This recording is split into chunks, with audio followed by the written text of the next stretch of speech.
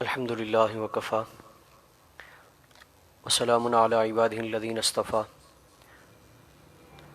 اما بعد فاعوذ باللہ من الشیطان الرجیم بسم اللہ الرحمن الرحیم لا ینہاکم اللہ عن الذین لم یقاتلوکم فی الدین ولم یخرجوکم من دیارکم ان تبروہم وتقسطوا الیہم ان اللہ یحب المقسطین صدق اللہ مولانا العظیم وبلغنا رسول النبی الکریم ونحن علی ذلک لمن الشاہدین والشاکرین والحمد للہ رب العالمین۔ قال اللہ تعالی فی شان حبیبہ ان اللہ وملائکتہ یصلون علی النبی یا ایہا الذین آمنوا صلوا علیہ وسلموا تسلیما اللہم صل علی سیدنا ومولانا محمد معدن الجود والکرم وعلی آلہ واصحابہ وبارک وسلم صلاۃ وسلام علیک یا رسول اللہ محمد سید الکونین والثقلین والفریقین من عرب ومن عجم فإن من جودک الدنیا ودرتها ومن علومک علم اللوح والقلم یا رب بالمصطفى بلغ مقاصدنا واغفر لنا ما مضى يا واسع الكرم لی خمسۃ اطفی بها حر الوباء الحاتمہ المصطفى والمرتضى وابناہما والفاطمہ۔ اللہ رب العالمین جل جلالہ عم نوالہ اعظم اسمہ و اعظم شانہ کی حمد و ثنا حضور نبی اکرم نور مجسم فخر بنی آدم باعث تکوین عالم امام الانبیاء صلی اللہ تعالیٰ علیہ وآلہ وسلم کی بارگاہ میں ہدیہ درود و سلام پیش کرنے کے بعد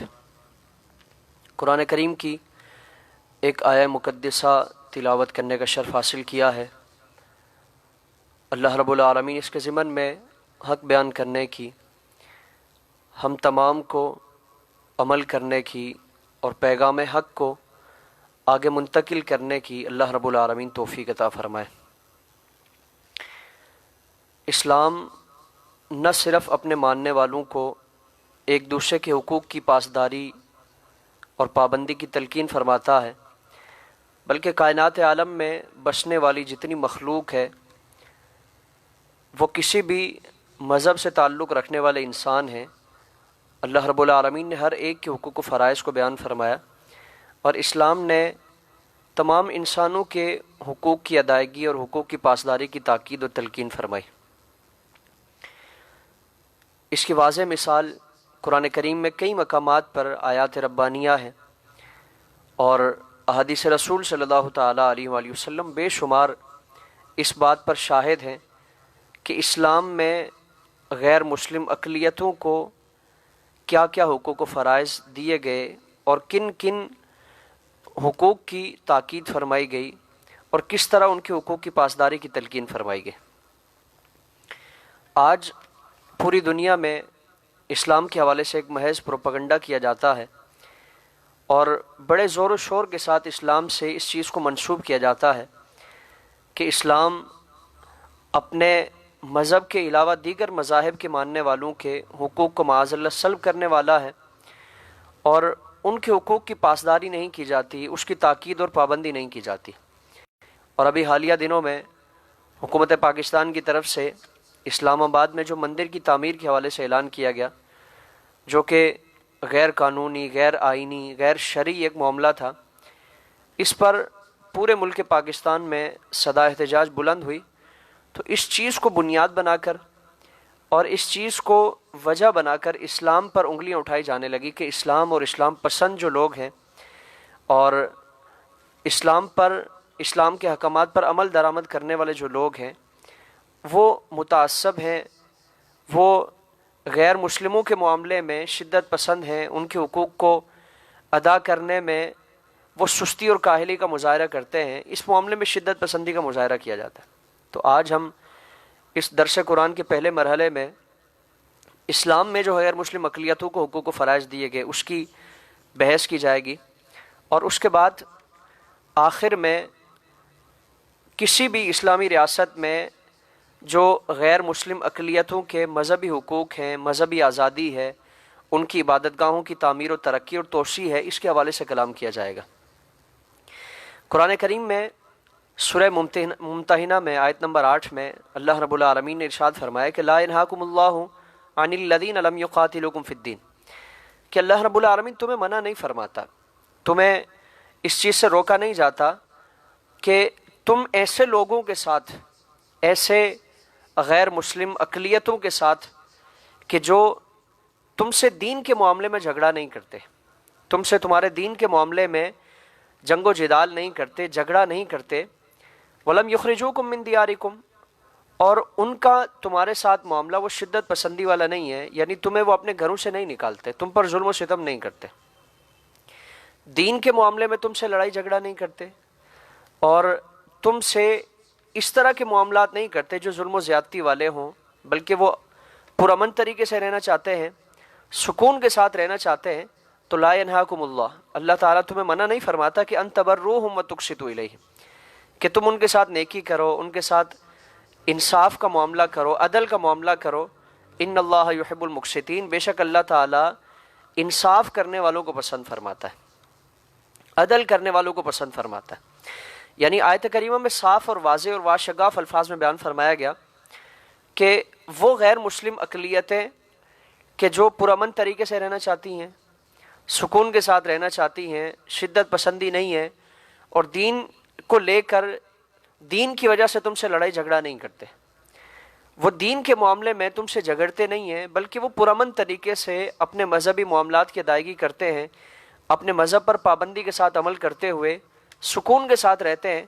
تو ایسے لوگوں کے لیے تمہیں تاکید کی جاتی ہے کہ تم ان کے ساتھ اگر اچھائی کرتے ہو اور ایک طریقے سلیقے کے ساتھ ان کے ساتھ پیش آتے ہو، تو اس چیز کو شریعت نے تمہیں منع نہیں فرمایا۔ اللہ رب العالمین تمہیں اس کام سے منع نہیں فرماتا کہ ان کے ساتھ ایسے معاملہ کرو، عدل و انصاف کا معاملہ کرو، اچھائی کا معاملہ کرو، اللہ رب العالمین بلکہ اس چیز کو پسند فرماتا ہے۔ ان اللہ یحب المقسطین، بے شک اللہ تعالیٰ ایسی چیزوں کو پسند فرمانے والا۔ تو اس آیت کریمہ میں غیر مسلموں کے متعلق تاکید آئی کہ ان کے ساتھ بھی حسن سلوک کا مظاہرہ کیا جائے، بھلائی کا مظاہرہ کیا جائے، ایسے معاملات کا مظاہرہ کیا جائے، عدل و انصاف کا معاملہ کیا جائے۔ پھر کسی بھی اسلامی ملک میں بسنے والے جو غیر مسلم اقلیتیں ہیں، ان کے متعلق حقوق و فرائض کو آپ صلی اللہ تعالی وسلم نے کثیر احادیث میں بیان فرمایا۔ ریاست کی یہ ذمہ داری ہوتی ہے کہ وہ اپنے ملک میں بسنے والوں، اپنی ریاست میں بسنے والوں، جتنی بھی اقلیتیں ہیں، جتنے بھی غیر مسلم افراد ہیں، نہ صرف مسلمانوں کو بلکہ غیر مسلم اقلیتوں کو بھی ان کے حقوق کا تحفظ کیا جائے، ان کی جان و مال کا تحفظ کیا جائے، ان کی عزت و آبرو کا تحفظ کیا جائے، اور ان کے ساتھ ویسا ہی سلوک کیا جائے جیسے مسلمانوں کے ساتھ کیا جاتا ہے، ان کے حقوق کا ویسا ہی تحفظ کیا جائے جیسے مسلمانوں کے حقوق کا تحفظ کیا جاتا ہے۔ تو ریاست میں بسنے والوں، کسی بھی مسلمان ملک میں بسنے والوں کی جان کا تحفظ، یہ سب سے پہلا فریضہ ہے، سب سے پہلا حق ہے جو غیر مسلم اقلیتوں کی طرف سے ریاست کے حکمرانوں پر لازم ہوتا ہے۔ وہ ریاست جو مسلمانوں کی ہو، وہ ملک جو مسلمانوں کا ہو، اس کے حکمرانوں پر یہ لازم فرمایا گیا ہے کہ وہ غیر مسلم اقلیتوں کی جان کا تحفظ کریں۔ اور اسی سے متعلق آپ صلی اللہ تعالی وسلم کی ایک حدیث ہے، صحیح بخاری شریف میں ہے، حضور نے فرمایا کہ من قتل معاہدا، کہ جو کسی معاہد کو قتل کرے گا، اس کو مارے گا، اس کی جان لے لے گا، تو فرمایا کہ لم یرح رائحۃ الجنہ، کہ اس کے لیے دنیا میں تو سزا ہے، دنیا میں اس پر حد جاری کی جائے گی، اور حد کیسے کہ جس طرح مسلمانوں کی جان کی تحفظ کیا جاتا ہے، اس کا جان لینے والا جو قاتل ہو اس کو مقتول کے بدلے میں قتل کیا جاتا ہے، تو ریاست کی یہ ذمہ داری ہوتی ہے کہ وہ غیر مسلم اقلیت کو جو قتل کرنے والا ہے تو قاتل کو بھی مقتول کے بدلے میں قتل کیا جائے گا۔ اور اسی کی آپ صلی اللہ تعالی وسلم کے زمانے میں ہمیں ایک نظیر ملتی ہے۔ حضور کے زمانے میں ایک کیس پیش ہوا، آپ صلی اللہ تعالی علیہ وآلہ وسلم نے اس کیس کا فیصلہ فرمایا۔ وہ کیس مسلمان اور ذمی کے درمیان تھا، غیر مسلم کے درمیان تھا۔ آپ صلی اللہ تعالی علیہ وسلم نے اس کیس کا، اور وہ جو ایک قتل کا معاملہ تھا کہ ایک مسلمان نے غیر مسلم کو قتل کیا، اور غیر مسلم کو بلا وجہ اس نے قتل کیا تھا. حضور کی بارگاہ میں یہ کیس پیش ہوا تو آپ صلی اللہ تعالی وسلم نے جتنے بھی تقاضے تھے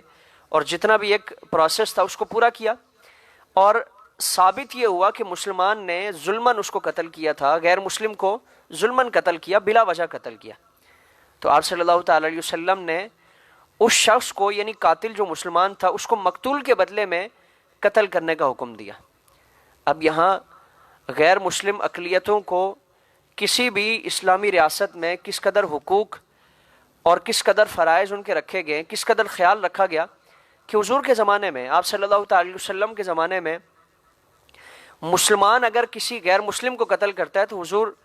قاتل کو مقتول کے بدلے میں قتل کرنے کی تاکید فرماتے، حکم فرمایا جاتا ہے.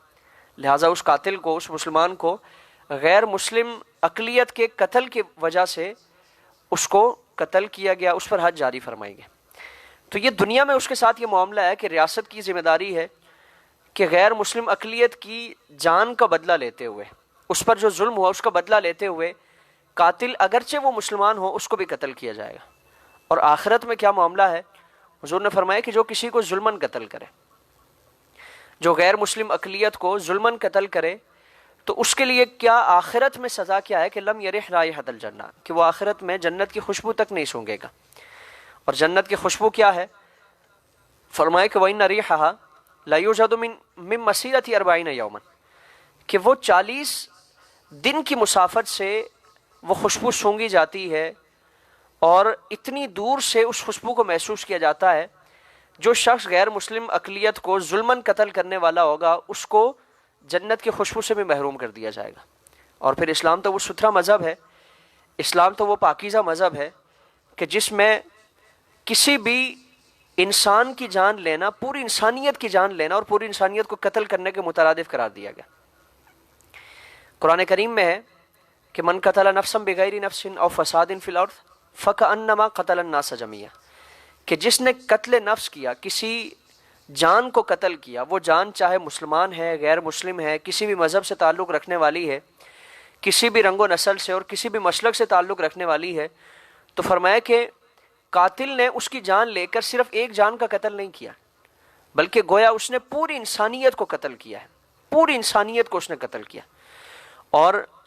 من قتل نفسا بغیر نفس او فساد فی الارض فکأنما قتل الناس جميعا.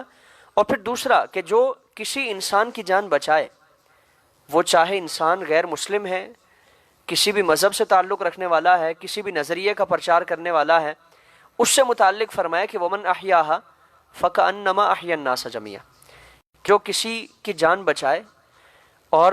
کسی کی مدد اس طور پر کرے کہ اس کی جان بچ جاتی ہے. کسی مرتے ہوئے کو بچا لیا، کسی ڈوبتے ہوئے کو بچا لیا، کسی جلتے ہوئے کو بچا لیا، کسی کو غرق ہوتے ہوئے بچا لیا. اب وہ انسان ہے اگرچہ وہ مسلمان نہیں ہے، تو اس کے متعلق فرمایا کہ ومن احیاها فکأنما احیا الناس جميعا، کہ جس نے کسی ایک انسان کی جان بچائی گویا اس نے پوری انسانیت کی جان بچائی. تو اب وہ انسان چاہے مسلمان ہے، غیر مسلم ہے، کسی بھی رنگ و نسل سے، کسی بھی مذہب و مسلک سے تعلق رکھنے والا ہے، اگر اس نے غیر مسلم کے ساتھ ایسا سلوک کیا تو اللہ رب العالمین کی بارگاہ میں اس کے لیے یہ معاملہ ہے، اور اس کے لیے یہ اعزاز ہے کہ اس کو پوری انسانیت کو بچانے کا کریڈٹ اللہ رب العالمین عطا فرماتا ہے. لیکن اگر کسی غیر مسلم پر بھی ظلم کیا تو اس کا انجام کیا ہوگا، دنیا اور آخرت میں اس کا صلہ کیا ہوگا، یہ بھی آپ نے ملاحظہ فرما لیا. تو پہلا جو کسی بھی ریاست کے حکمرانوں پر غیر مسلموں کے حوالے سے حق لازم فرمایا گیا کہ ان کی جان کا تحفظ کیا جائے. حضرت عمر فاروق رضی اللہ تبارک و تعالیٰ عنہ جب آپ کا وصال ہونے کا قریب آیا تو آپ نے وصیت فرمائی کہ میرے بعد جو خلیفہ ہوگا میں وصیت کرتا ہوں کہ وہ ذمیوں سے ہمارے وعدے کو وفا کرے. جو غیر مسلم اقلیتیں ہیں ان سے ہم نے جو وعدہ کیا ہے کہ ان کی جان، ان کے مال، ان کی عزت و آبرو کا تحفظ کیا جائے گا، تو فرمایا کہ میں وصیت کرتا ہوں کہ میرے بعد آنے والا خلیفہ بھی اسی وعدے کو پورا کرے. اور جس طرح ہم نے اپنے حکومت میں، اپنے دور اقتدار میں، اپنی دور خلافت میں غیر مسلموں کے حقوق کا تحفظ کیا ہے، ان کی جان و مال کا تحفظ کیا ہے، ویسے ہی میں وصیت کرتا ہوں کہ بعد کے آنے والے جو حکمران ہیں ان کی جان مال، ان کی عزت آبرو کو تحفظ کریں. تو پہلا جو حق ریاست پر غیر مسلم اقلیتوں کے حوالے سے لازم فرمایا گیا کہ ان کی جان کا تحفظ کرنا. پھر دوسرا جو غیر مسلم اقلیتوں کے حوالے سے ریاست کی ذمہ داری ہے کہ ان کے مال کا تحفظ کیا جائے. یعنی جس طرح مسلمان کے مال کو لوٹنا، اس کو نقصان پہنچانا، اس کو غصب کرنا، اس پر قبضہ کرنا، یہ کسی مسلمان کے لیے جائز نہیں ہے. اسی طرح کسی بھی مسلمان کے لیے یہ بھی جائز نہیں ہے کہ وہ کسی غیر مسلم کے مال کو، اس کی جائیداد کو غصب کرے، اس پر قبضہ کرے، اس کو ہڑپ کرنے کی کوشش کرے، اسے کسی طرح سے نقصان پہنچانے کی کوشش کرے. یہ کسی مسلمان کے لیے جائز نہیں ہے. غیر مسلم اقلیت کی جان کا بھی تحفظ اور اس کے مال کا بھی تحفظ یہ مسلمانوں پر اور ریاست پر لازم ہے. آپ صلی اللہ تعالی علیہ وسلم کی حدیث ہے، حضور نے فرمایا کہ الا لا تحلوا اموال المعاہدین الا بحقها، کہ جن کے ساتھ ان کی جان کا عہد کیا جائے، ان کی جان کا تحفظ کا عہد کر لیا جائے، یعنی وہ غیر مسلم اقلیت ہے کہ جن کی جان، جن کے مال، جن کی عزت و آبرو کا تحفظ یہ ریاست نے اپنے سر لیا ہے، تو ان کے مال کو کسی طریقے سے نقصان پہنچانا یہ کسی کے لیے جائز نہیں ہے، مگر یہ کہ اس کے حق کے ساتھ. یعنی اگر وہ اس کا حق ہے، یعنی اس سے ٹیکس لیا جاتا ہے، اس سے جزیہ لیا جاتا ہے، تو یہ اس کا لیا جا سکتا ہے. لیکن اس کے علاوہ ظلماً کسی بھی غیر مسلم اقلیت کا مال بھی لینا یہ حلال نہیں ہے، یہ حرام ہے. یعنی مسلمانوں پر اور ریاست پر غیر مسلم اقلیتوں کے جان کی طرح ان کے مال کا بھی تحفظ یہ لازم ہے، اور کسی بھی مسلمان کے لیے جائز نہیں ہے کہ وہ ان کے مال کو ظلماً غصب کرے، ہڑپ کرنے کی کوشش کرے، اس پر قبضہ کرنے کی کوشش کرے. پھر اسی طرح تیسرا جو حق کسی بھی ریاست پر شریعت مطہرہ نے غیر مسلم اقلیتوں کے حوالے سے لازم فرمایا کہ ان کی عزت و آبرو کا تحفظ کرنا ہے، اور مسلمانوں پر بھی لازم فرمایا گیا کہ ان کی عزت و آبرو کو نقصان نہیں پہنچانا، ان کی عزت سے متعلق کوئی ایسا معاملہ نہ کرنا جو ان کی بدنامی کا باعث ہو، ان کی عزت نفس کا خرابی کا باعث ہو. اور ان کی عزت، ان کی آبرو کا تحفظ یہ ریاست کی ذمہ داری ہے. یعنی اگر کوئی شخص یا کوئی گروہ غیر مسلم اقلیتوں کی عزتوں کی پامالی کا باعث بنتا ہے، ان کی عزت نفس مجروح کرنے کا باعث بنتا ہے، تو ایسے شخص کو سزا دینا، ایسے شخص کو روکنا، جبراً روکنا یہ ریاست کی ذمہ داری ہے. چنانچہ آپ صلی اللہ تعالی وسلم کی حدیث ہے، آپ نے فرمایا کہ وَيَجِبُ كَفُّ الْأَذَىٰ عَنْهُ، کہ واجب ہے کہ ان سے اپنے ہاتھوں کو روکنا کہ ان کو اذیت دی جائے. یعنی اپنے ہاتھوں کو ان کی اذیت سے روکنا، کہ کسی مسلمان کے لیے جائز نہیں ہے کہ وہ غیر مسلم اقلیت کو اپنے ہاتھوں کے ذریعے یا کسی طریقے سے ان کو اذیت پہنچائے. اور آپ صلی اللہ تعالی وسلم کی وہ حدیث بڑی مشہور ہے، اور دو اس کے مختلف الفاظ کی تبدیلی کے ساتھ ہے. ایک حدیث وہ ہے کہ المسلم من سلم المسلمون من لسانہ و یدہ، کہ مسلمان وہ ہے کہ جس کے ہاتھ سے اور جس کی زبان سے دوسرے مسلمان محفوظ رہے. لیکن دوسری حدیث میں صرف مسلمان ہی کی قید نہیں لگائی کہ مسلمان محفوظ رہیں. دوسری حدیث میں فرمایا کہ المسلم من سلم الناس من لسانہ و یدہ، کہ کامل مسلمان وہ ہے، اور مسلمان کی علامت اور پہچان یہ ہے، مسلمان کامل وہ ہے کہ جس کے ہاتھ اور جس کی زبان سے دوسرے لوگ محفوظ رہ سکیں. یعنی وہ اپنے ہاتھ سے اور اپنی زبان سے دوسرے لوگوں کو اذیت نہ پہنچائے، چاہے وہ مسلمان ہے یا غیر مسلم ہے. تو اپنی ہاتھ سے اور اپنی زبان سے تمام انسانوں کو اذیت نہ پہنچانا یہ مسلمان کا شعار ہے، مسلمان کی علامت ہے. تو یہاں فرمایا کہ مسلمانوں پر واجب ہے کہ اپنے ہاتھوں سے ان کو اذیت نہ پہنچائیں، اپنے ہاتھوں کو روکیں کہ وہ ان کو اذیت پہنچائیں. اور پھر آگے فرمایا کہ مسلمان پر حرام ہے کہ غیر مسلم کی غیبت کرے. یعنی اتنا غیر مسلم اقلیتوں کے حقوق، ان کی جان، ان کے مال، ان کی عزت، ان کے آبرو کا تحفظ یہ مسلمانوں پر لازم فرمایا گیا، مسلمانوں کو اس چیز کی تاکید فرمائی گئی. یعنی آج اس اسلام کو جس میں غیر مسلموں کے اتنے حقوق و فرائض لازم فرمائے گئے، آج کوئی بھی مذہب اس قدر بہترین قسم کے حقوق دوسرے مذاہب کے ماننے والوں سے متعلق پیش نہیں کر سکتا. دنیا میں جتنے مذاہب ہیں ان کی تمام تر تعلیمات کا جائزہ لیا جائے کہ وہ اپنے علاوہ، اپنے ماننے والوں کے علاوہ دیگر مذاہب کے ماننے والوں کے لیے کیا رویہ اور کیا گوشہ رکھتے ہیں. صاف ہر چیز ظاہر ہو جاتی ہے. آج دنیا کا جو منظر نامہ ہے، ہندوستان کی بات کر لیں، امریکہ کی بات کر لیں، اسرائیل کو دیکھ لیں، دیگر مذاہب میں جو متسلب ممالک ہیں، شدت پسندی والے ممالک ہیں، چائنا کو دیکھ لیں، ان سارے ممالک میں غیر افراد کے ساتھ ان کے مذاہب کے علاوہ جو دیگر مذاہب کے لوگ ہیں ان کے ساتھ کیسا سلوک کیا جاتا ہے، یہ کسی سے مخفی نہیں ہے، کسی سے ڈھکا چھپا نہیں ہے۔ اور اسلام کی تعلیمات یہ ہیں کہ ان کی غیبت تک کرنا یہ مسلمانوں کے لیے حرام فرمایا گیا۔ یعنی جو معاہد ہیں، جو غیر مسلم اقلیت ہیں، جن کی جان مال کا تحفظ، جن کی عزت و آبرو کا تحفظ حکومت نے اپنے سر لیا ہے، تو ان کی غیبت کرنا بھی یہ شریعت مطہرہ نے مسلمانوں پر جائز نہیں رکھا، اس کو حرام فرمایا۔ تو کسی بھی ریاست میں بسنے والے غیر مسلم اقلیتوں کی جان کے ساتھ، ان کے مال کے ساتھ، ان کی عزت و آبرو کا تحفظ بھی یہ مسلمانوں پر لازم ہے، ریاست پر لازم ہے۔ یعنی قانون کے نفاذ میں یا ان کی عزت و آبرو کے تحفظ کے معاملے میں کوئی فرق نہیں برتا جائے گا کہ یہ مسلمان ہے تو اس کے ساتھ اچھا سلوک کیا جائے، غیر مسلم ہے تو اس کے ساتھ کوئی نرمی والا کوئی سختی والا سلوک کیا جائے۔ حضور کی بارگاہ میں آپ صلی اللہ تعالی وسلم کے زمانے میں جتنے بھی کیسز پیش کیے گئے، کسی بھی کیس میں اور کسی بھی معاملے میں مذہب کی بنیاد پر رویہ نہیں اپنایا گیا، اور فیصلہ مذہب کی بنیاد پر نہیں کیا گیا، بلکہ تمام تر معاملات میں عدل و انصاف کا ایک جو سلسلہ تھا اس کو قائم فرمایا گیا۔ تو عزت و آبرو کا معاملہ، چاہے وہ مسلمان کی عزت و آبرو ہے یا غیر مسلم کی عزت و آبرو ہے، تمام کے ساتھ برابری کا سلوک کیا جائے گا، اور جس طرح مسلمان کی عزت و آبرو کو تحفظ حاصل ہے، اسی طرح غیر مسلم کی عزت و آبرو کا بھی تحفظ، اس کو یقینی بنایا جائے گا، اس کا تحفظ حاصل ہے۔ پھر اسی طرح غیر مسلم اقلیتوں کو بھی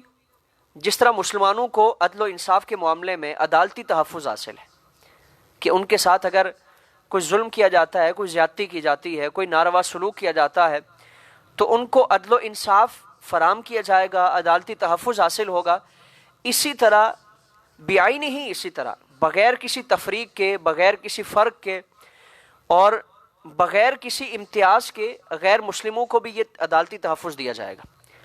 غیر مسلموں کو بھی ویسا ہی عدالتی تحفظ دیا جائے گا جس طرح مسلمانوں کو عدالتی تحفظ دیا جاتا ہے۔ اور آپ صلی اللہ تعالی وسلم کی حدیث بھی ہے کہ دماؤہم کا دمائنا،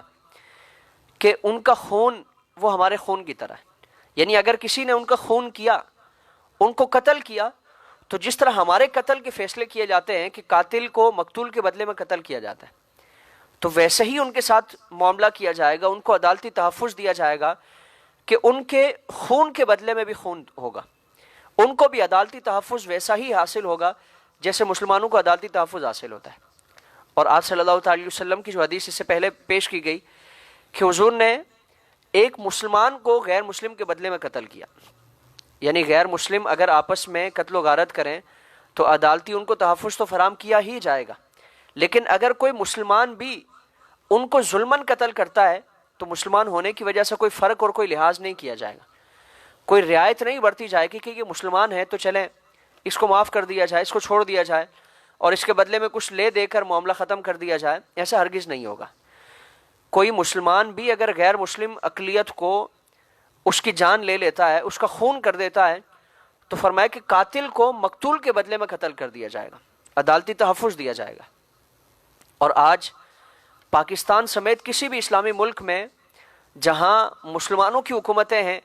وہاں کسی بھی ملک میں ایسا ہرگز نہیں ہے کہ اگر مسلمان قتل کر دیتا ہے غیر مسلم کو تو اس کے ساتھ مسلمان ہونے کی وجہ سے رعایت کی جائے، اور اگر غیر مسلم کوئی سلوک کرتا ہے تو ساری سزائیں اور ساری حدود اس پر جاری کی جائے۔ کہیں بھی یہ امتیازی ناروا سلوک نہیں کیا جاتا، امتیازی فرق نہیں برتا جاتا، بلکہ اسلام کی جو تعلیمات ہیں، شریعت مطہرہ کی جو تعلیمات ہے، اس کے مطابق سلوک کیا جاتا ہے۔ تو ان کی جان کو ویسا ہی تحفظ حاصل ہے، ان کو عدالتی تحفظ ویسا ہی حاصل ہے جیسے مسلمان کو عدالتی تحفظ حاصل ہے۔ پھر اسی کے ساتھ ساتھ آج جو سب سے زیادہ جس چیز کو موضوع بحث بنایا جاتا ہے کہ ان کو مذہبی آزادی حاصل نہیں ہے۔ کسی بھی اسلامی ریاست میں جتنی بھی اقلیتیں بسنے والی ہیں، تمام تر اقلیتوں کو مذہبی آزادی، عقیدے کی آزادی حاصل ہے، اور یہ آج سے کوئی مذہبی آزادی حاصل نہیں ہے، بلکہ آپ صلی اللہ تعالی وسلم کے زمانے سے لے کر آج تک جتنی بھی اسلامی ریاستیں ہیں، اسلامی حکومتیں ہیں، مسلمانوں کے ممالک ہیں، ہر ملک میں ہر ریاست میں اور ہر اسلامی سلطنت میں غیر مسلم اقلیتوں کو مذہبی آزادی حاصل رہی ہے۔ قرآن کریم کا واضح طور پر فرمان ہے کہ لا اکراہ فی الدین، کہ دین میں کوئی جبر نہیں ہے، یعنی دین قبول کرنے کے لیے کسی کو مجبور نہیں کیا جائے گا۔ آج یہ بھی ایک اسلام پر اعتراض کیا جاتا ہے کہ مسلمان تلوار کے زور پر اسلام پھیلاتے ہیں، اور پوری دنیا میں جو اسلام پھیلا وہ تلوار کے زور پر پھیلا۔ انتہائی درجے کی جہالت ہوتی ہے جو اس طرح کے اعتراض کرتے ہیں، کیونکہ اسلام تو کوئی شخص اگر مسلمان ہوتا ہے تو مسلمان ہونے کے لیے صرف زبان سے کلمہ پڑھنا یہ کافی نہیں ہے۔ ہم کسی کو اگر جبرن مسلمان کرتے ہیں، تلوار اس کی گردن پہ رکھی اور اس کو کلمہ پڑھنے کے لیے تلقین کی، تاکید کی، فورس کیا، تو اگر وہ جبرن کلمہ پڑھ بھی لیتا ہے، جب تک وہ دل سے اقرار نہیں کرے گا وہ مسلمان نہیں ہوگا۔ اور دل پر تو تلوار نہیں رکھی جاتی کہ دل سے تم تسلیم کرو۔ اگر کوئی شخص جبرن کلمہ پڑھ بھی لیتا ہے، دل سے وہ مسلمان نہیں ہے تو وہ مسلمان نہیں ہوگا، کیونکہ اقرار باللسان و تصدیق بالقلب، یہ مسلمان ہونے کے لیے یہ دونوں چیزیں لازمی ہیں کہ زبان سے بھی اقرار کیا جائے، دل سے بھی اس کی تصدیق کی جائے۔ جب تک یہ دونوں چیزیں نہیں پائی جائیں گی کوئی مسلمان نہیں ہوگا۔ اقرار باللسان کی تو بعض مرتبہ رعایت ہوتی ہے کہ جان بچانے کے خوف سے اگر اقرار باللسان نہیں ہوتا تو تصدیق قلبی تو ہر صورت میں لازم ہے، یعنی اگر دل میں کسی کے ایمان نہیں ہے تو زبان سے لاکھ مرتبہ وہ کلمہ پڑھتا رہے، اس کا کلمہ اور اس کا دعویٰ ایمان معتبر نہیں ہے۔ تو اسلام قبول کرنے کے لیے کسی کو جبرن قبول کروانا یہ شریعت مطہرہ کی ہرگز تاکید نہیں ہے، تعلیم نہیں ہے، اور نہ آج تک مسلمانوں کا یہ طریقہ اور یہ شیوہ رہا، اور نہ کسی اسلامی سلطنت میں، اسلامی ریاست میں آپ صلی اللہ تعالی وسلم کے زمانے میں، آپ کی حیات طیبہ میں، یا آپ کے بعد 30 سالہ جو دور خلافت ہے اس میں، یا اس کے بعد سے آج تک کسی بھی اسلامی سلطنت میں یہ رویہ مسلمانوں کا نہیں رہا کہ وہ تلوار کے زور پر مسلمانوں کو، غیر مسلموں کو مسلمان بناتے ہیں، کلمہ پڑھاتے ہیں۔ تو یہ اعتراض انتہائی بوسیدہ ہے، انتہائی کھوکھلا ہے، اور انتہائی کمزور ہے کہ مسلمانوں نے اسلام تلوار کے زور پر پھیلایا۔ اسلام امن سے، پیار سے، اخلاق سے، کردار سے، اچھائیوں سے اور حسن سلوک کی وجہ سے، اسلام کی جو اچھی تعلیمات ہے اس کی وجہ سے اسلام پھیلایا گیا۔ اب کوئی بھی اسلامی ملک ہے اس میں نہ صرف مسلمانوں کو مذہبی آزادی اور مذہبی تحفظ حاصل ہے، بلکہ اس ریاست میں، اس ملک میں جتنے بھی بسنے والے غیر مسلم اقلیتیں ہیں، غیر مسلم مذاہب کے ماننے والے ہیں، ان تمام کو مذہبی آزادی اور عقیدے کی آزادی حاصل ہے۔ حضرت عمر فاروق رضی اللہ تبارک و تعالیٰ عنہ کے زمانے میں بیت المقدس کو فتح کیا گیا۔ وہاں کے علاقے میں بسنے والے جتنے بھی غیر مسلم تھے، چاہے وہ یہودی ہوں، چاہے وہ عیسائی ہوں، ان کے ساتھ کسی بھی طرح کا مذہب کے معاملے میں کوئی شدت پسندی کا مظاہرہ نہیں کیا گیا، بلکہ حضرت عمر فاروق رضی اللہ تبارک و تعالیٰ جب بیت المقدس پہنچتے ہیں تو آپ نے ملاحظہ فرمایا کہ یہودیوں کی جو عبادت گاہ تھی، مسلمانوں کے وہاں فتح حاصل کرنے سے پہلے وہاں عیسائیوں کا غلبہ تھا، تو چونکہ عیسائی یہودیوں سے دشمنی کرتے تھے، یہ آپس میں انتہا درجے کے دشمن تھے، تو اس دشمنی کی وجہ سے عیسائیوں نے جو یہودیوں کی عبادت گاہ تھی اس کو کچرے کا ڈھیر بنا دیا، یعنی وہ دونوں آپس میں اس طرح کی شدت پسندی اور اس طرح کی نفرت اور اس طرح کے معاملے کیا کرتے تھے۔ حضرت عمر فاروق رضی اللہ تبارک و تعالیٰ عنہ آپ نے جب پوچھا تو آپ سے عرض کیا گیا کہ امیر المومنین، یہ یہودیوں کی عبادت گاہ تھی، غیر مسلم جو عیسائی ہیں انہوں نے دشمنی کی وجہ سے ان کی عبادت گاہ کو کچرے کا ڈھیر بنا دیا۔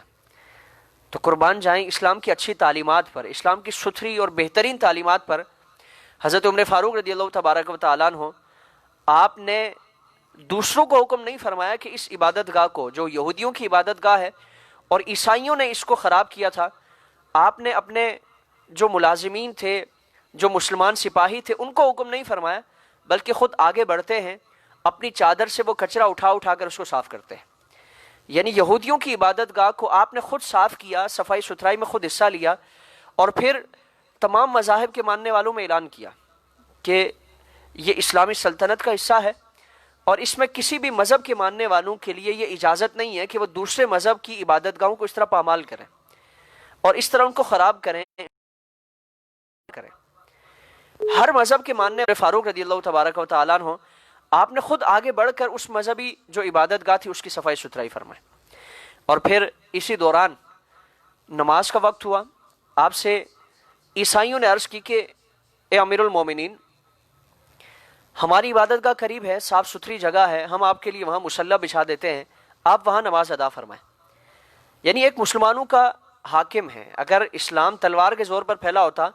تو حضرت عمر فاروق سب کی گردنوں پر تلوار رکھ دیتے اور تاکید فرماتے کہ جو کلمہ پڑھے گا وہ بچ جائے گا، جو کلمہ نہیں پڑھے گا اس کو مار دیا جائے گا، اور ان کی عبادت گاہوں کو مسمار کر دیا جاتا، ان کی عبادت گاہ کا اس طرح صفائی ستھرائی کا اہتمام نہ کیا جاتا. لیکن قربان جائیں اسلام کی اچھی تعلیمات پر، اسلام کی ستھری تعلیمات پر حضرت عمر فاروق نے نہ صرف خود اپنے ہاتھوں سے اس عبادت گاہ کی صفائی ستھرائی فرمائی، بلکہ آپ سے جب کہا جاتا ہے کہ اس عبادت گاہ میں آپ نماز ادا فرما لیں، یہ صاف ستھری جگہ ہے، ہم آپ کے لیے مصلی بچھا دیتے، آپ نماز ادا فرمائیں. تو حضرت عمر فاروق رضی اللہ تبارک و تعالیٰ عنہ آپ نے جو جملے ارشاد فرمائے، آپ نے جو کلام ان سے فرمایا، وہ پوری دنیا کے لیے ایک میسج ہے، ایک پیغام ہے. آپ نے فرمایا کہ میں اگر آج ایک نماز ادا کروں گا تو عمر کے چاہنے والے، عمر سے محبت رکھنے والے، عمر کے ماننے والے اس کو عمر کی سنت سمجھ کر، عمر کا طریقہ سمجھ کر کچھ دنوں بعد آ جایا کریں گے اور مختلف ہیلے بہانوں سے مختلف مواقع پر آ کر تمہاری عبادت گاہوں میں نمازوں کی ادائیگی شروع کر دیں گے. اور اس طرح پھر تمہاری عبادت گاہوں میں مسلمانوں کا ایک طرح کا قبضہ ہو جائے گا، مسلمانوں کا غلبہ ہو جائے گا. تو عمر کسی کو یہ اجازت نہیں دیتا، کسی کو یہ موقع اور یہ راستہ ہی فراہم نہیں کرتا کہ تمہاری عبادت گاہوں کی طرف آنے کی کوشش کرے. یعنی اگر عمر آج ایک نماز ادا کرے گا تو مسلمان تو مستقل نمازیں ادا کرنا شروع کر دیں گے کہ امیر المومنین نے یہاں نماز ادا کی تھی. چنانچہ حضرت عمر فاروق رضی اللہ تبارک و تعالیٰ عنہ نے وہاں سے ہٹ کر پھر مسجد اقصیٰ میں، بیت المقدس میں وہاں نماز ادا فرمائی. تو یہ مسلمان ریاست کا، اسلامی ریاست کا، اسلامی سلطنت کا غیر مسلموں کی مذہبی آزادی کے متعلق ایک اعتقاد ہے، ایک نظریہ ہے. اور پھر آپ صلی اللہ تعالی وسلم نے جب یہود سے معاہدہ فرمایا، مدینہ منورہ میں جب آپ نے معاہدہ فرمایا تو معاہدے میں یہ چیز واضح طور پر اس شک کو شامل کیا گیا کہ یہودیوں کو مذہبی آزادی حاصل ہوگی، ان کے مذہبی معاملات میں کسی قسم کا رخنہ نہیں ڈالا جائے گا، کسی قسم کی کوئی روک رکاوٹ نہیں ڈالی جائے گی، اور مسلمانوں کی جو مذہبی معاملات ہیں اس میں یہودیوں کی طرف سے کوئی دخل اندازی کرنے کی کوشش نہیں کی جائے گی. آج تک وہی معاملہ ریاست مدینہ کا جو ایک آپ صلی اللہ تعالی وسلم نے اصول اور قواعد اور ضوابط اس کو وضع فرمایا، آج تک وہ جاری و ساری ہیں. ہم آج تک پاکستان میں کسی غیر مسلم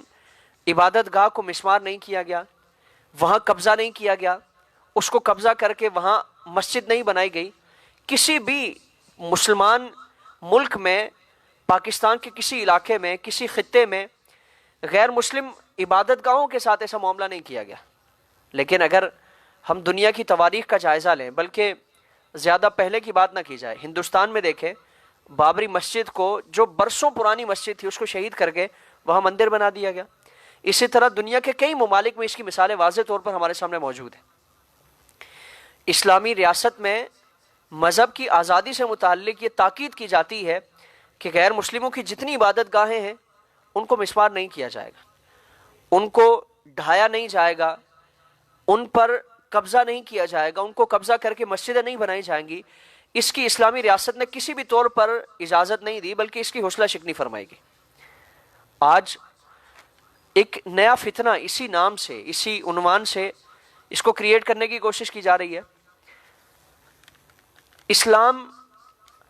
تعصب کی دعوت نہیں دیتا، تلقین نہیں فرماتا، بلکہ تسلب کی دعوت دیتا ہے. یعنی مسلمانوں کو ہرگز اجازت نہیں دیتی، اسلام اجازت نہیں دیتا کہ تعصب کیا جائے، مذہب کی وجہ سے کسی کے ساتھ ناروا سلوک کیا جائے، مذہب کی وجہ سے کسی کے ساتھ ظلم و زیادتی کی جائے. اس کو تعصب کہتے ہیں. مذہبی تعصب کی ہرگز اجازت نہیں ہے. مذہبی تعصب کی قطعاً اجازت نہیں دی جاتی کہ کسی بھی غیر مسلم اقلیت کے ساتھ تعصب برتا جائے. لیکن مذہب کے معاملے میں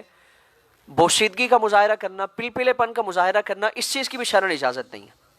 تعصب نہیں ہے بلکہ تسلب ہے. یعنی تسلب کیا ہے کہ مذہب کے معاملے میں شدت پسندی کا مظاہرہ کیا جائے کہ ہم مسلمان ہیں اور اپنے مذہب کے معاملے میں کسی قسم کے کوئی کمپرومائز کا اور سمجھوتے کا مظاہرہ نہیں کریں گے. یعنی ہم اپنے مذہب کے معاملے میں کسی قسم کی کمزوری اور لچک کا مظاہرہ نہیں کریں گے۔ اور لچک کیا ہے؟ جو آج ہم دیکھ رہے ہیں کہ بہانے بہانے سے مختلف اقلیتوں کو مختلف طریقوں سے نوازا جا رہا ہے۔ کبھی وہ غیر مسلم اقلیت جو قادیانی فرقہ ہے اس کے لیے رائے ہموار کی جا رہی ہیں، کبھی سکھوں کے حوالے سے انتہائی عالیشان پروجیکٹس بنائے جا رہے ہیں، اور پوری ان کے لیے ایک شہر بسایا جا رہا ہے، کرتارپور راہداری کے نام سے ایک باقاعدہ عظیم الشان ان کے لیے سلسلہ قائم کیا جا رہا ہے۔ پھر اسی طرح اگر ہم ریاست مدینہ کے جو دعوے دار حکمران ہیں ان کا معاملہ دیکھیں تو ہزاروں مندر بنانے کا وہ اعلان کرتے ہیں کہ اتنے 1500 مندر ہم بنانے کا اعلان کرتے ہیں، اپنے 5 سالہ دور حکومت میں ہم 1500 نئے مندر بنائیں گے۔ اور اسی کی ایک واضح مثال اسلام آباد کا وہ علاقہ، وہ شہر کہ جہاں غیر مسلم اقلیت اتنی زیادہ تعداد میں نہیں ہے،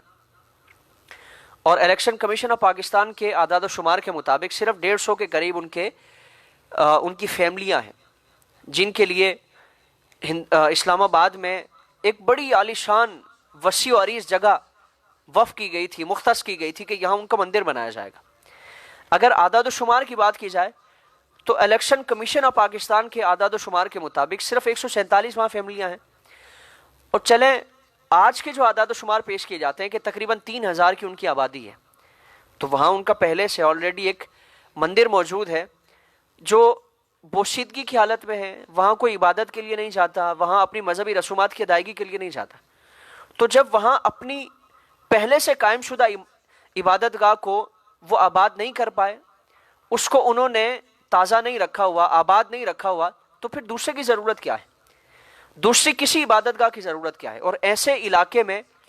کہ جہاں مساجد کو شہید کیا جا رہا ہے، مساجد کو مسمار کیا جا رہا ہے، اور یہ بہانہ بنا کر یہ کہ حکومتی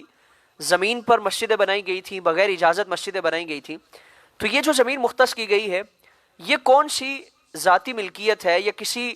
مذہب کے ماننے والوں کی اپنی ملکیت ہے یا خریدی ہوئی زمین ہے؟ یہ بھی حکومت کی زمین ہے جس پر یہ معاملہ کیا جا رہا ہے، مذہبی ایک عبادت گاہ بنائی جا رہی ہے۔ یہ شرعی تعلیمات کیا ہیں اس کے حوالے سے بھی کلام کیا جائے گا، لیکن ایسے شہر میں کہ جہاں مسلمانوں کی عبادت گاہ کو، مساجد کو مسمار کیا جا رہا ہے، جو 25 سال سے 30 سال سے مساجد قائم ہے، 30 سال سے وہاں اللہ رب العالمین کی توحید، اللہ کے رسول صلی اللہ علیہ وسلم کی رسالت کے نغمے وہاں سے گونجتے ہیں، وہاں سے کلمہ توحید اور کلمہ رسالت کی صدائیں بلند ہوتی ہیں، ایسی مساجد کو شہید کر کے وہاں شرک کے اڈے قائم کیے جا رہے ہیں۔ اور اسلام کی تعلیمات کیا ہیں؟ آپ صلی اللہ علیہ وسلم تو عبادت گاہ، ایسی جگہ کہ جہاں شرک ہو، بت پرستی ہو، ایسے معاملات ہوں، ان کو تو مسمار آپ صلی اللہ علیہ وسلم نے خود اپنے ہاتھ سے کیا، خود بتوں کو گرایا، شرک کے اڈوں کو ختم کیا۔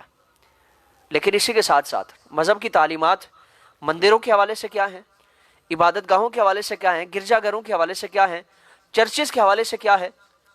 مذہبی تحفظ اور مذہبی آزادی جہاں حاصل ہے، وہاں مندروں کی تعمیر و توسیع اور ان کی تزئین و آرائش کے حوالے سے شرعی تعلیمات یہ ہیں کہ جہاں غیر مسلم اقلیتیں کثرت کے ساتھ آباد ہیں، وہاں ان کی اکثریت ہی آبادی ہے، وہاں انہیں اپنی مذہبی عبادت گاہیں تعمیر کرنے کی اجازت ہے۔ یعنی مثال کے طور پر ایک گاؤں ہے، وہاں ہندو اکثریت ہے، وہاں کرسچینٹی کی اکثریت ہے، وہاں یہودیوں کی اکثریت ہے، تو وہاں انہیں اجازت ہے کہ وہ اپنی مذہبی عبادت گاہوں کی تعمیر کر سکتے ہیں۔ پہلے سے جو تعمیر شدہ ان کی مذہبی عبادت گاہیں ہیں اس کی توسیع کر سکتے ہیں، اس کی تزئین و آرائش کی جا سکتی ہے، ان کی اثر نو تعمیر و ترقی کی جا سکتی ہے، شریعت اس پر کوئی پابندی نہیں لگاتی۔ یا کسی ایک علاقے میں ایک عبادت گاہ ہے اور وہاں ان کی اتنی اکثریت ہے کہ وہ ان کے لیے اس میں دقت ہو رہی ہے، مشکلات ہو رہی ہیں، تو وہیں اسی علاقے میں ان کی آبادی کے مطابق وہ اپنے خرچے پر اپنی زمین پر دوسری عبادت گاہ بنا سکتے ہیں۔ لیکن ایسا ملک کہ جس کو اسلام کے نام پر حاصل کیا گیا ہو، جہاں جس کو مسلمانوں نے فتح کیا ہو، جس کو مسلمانوں نے کوشش کر کے حاصل کیا ہو، جیسے پاکستان ہے، مسلمانوں نے ہزاروں جانوں کی قربانی پیش کر کے یہ ملک حاصل کیا،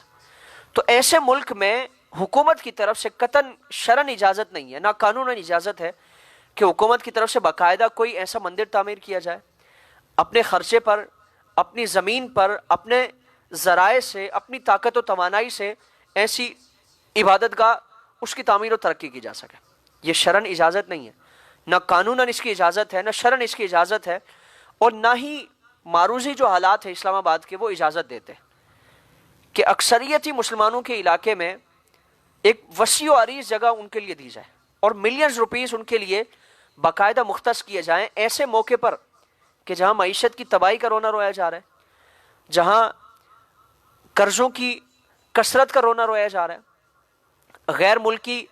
قرضوں کے بوجھ کا رونا رویا جا رہا ہے کہ ہم پر اتنے قرضے ہیں، ہم عوام کو ریلیف نہیں دے سکتے، ہم مختلف اداروں کو ریلیف نہیں دے سکتے، ان کو آسانیاں نہیں دی جا سکتی، مسلمانوں کے لیے، ان کی عبادت گاہوں کے لیے، مساجد کے لیے، مدارس کے لیے جہاں کسی قسم کی فنڈنگ نہیں ہے، جہاں کسی قسم کی حکومتی کوششیں نہیں ہیں، وہیں ساری پھرتیاں، ساری کوششیں، ساری توانائیاں ان غیر مسلموں کی عبادت گاہوں کے حوالے سے ہمیں نظر آتی ہیں۔ تو اسلام اس کی ہرگز اجازت نہیں دیتا۔ اسلام باوجود اس کے کہ ان سارے مذاہب کے ماننے والوں کو مذہبی تحفظ دیتا ہے، آئینی تحفظ دیتا ہے، عدالتی تحفظ دیتا ہے، جان کا تحفظ دیتا ہے، مال کا تحفظ دیتا ہے، عزت و آبرو کا تحفظ دیتا ہے، لیکن اسی کے ساتھ ساتھ تسلط فی الدین کا بھی درس دیتا ہے کہ اسلام کے معاملے میں شدت پسندی کا مظاہرہ کیا جائے اور اسلام کو غالب رکھا جائے، اسلام کو ترجیح دی جائے اور اسلام کے معاملے میں کسی کو ایسا پروٹوکول اور ایسا اعزاز نہ دیا جائے۔ اللہ رب العالمین ہمیں غیرت و حمیت والے حکمران عطا فرمائے، تسلط فی الدین رکھنے والے جو حکمران ہیں اللہ رب العالمین ہمیں ایسے حکمران عطا فرمائے، اور اگر ان میں غیرت و حمیت کی کوئی رمق باقی ہے اللہ رب العالمین اس کو تازہ فرمائے۔ اللہ رب العالمین ہمیں اسلامی احکامات پر گامزن رہنے کی، اسلامی شعائر کی حفاظت کرنے کی اللہ رب العالمین توفیق عطا فرمائے، مساجد کے ساتھ، مدارس کے ساتھ اور اسلامی جتنی بھی علامتیں ہیں اس کے ساتھ منسلک رہنے کی، مضبوط رہنے کی، مربوط رہنے کی اللہ رب العالمین توفیق عطا فرمائے۔ اللہ عمل کی توفیق عطا فرمائے۔ وما علینا الا البلاغ المبین۔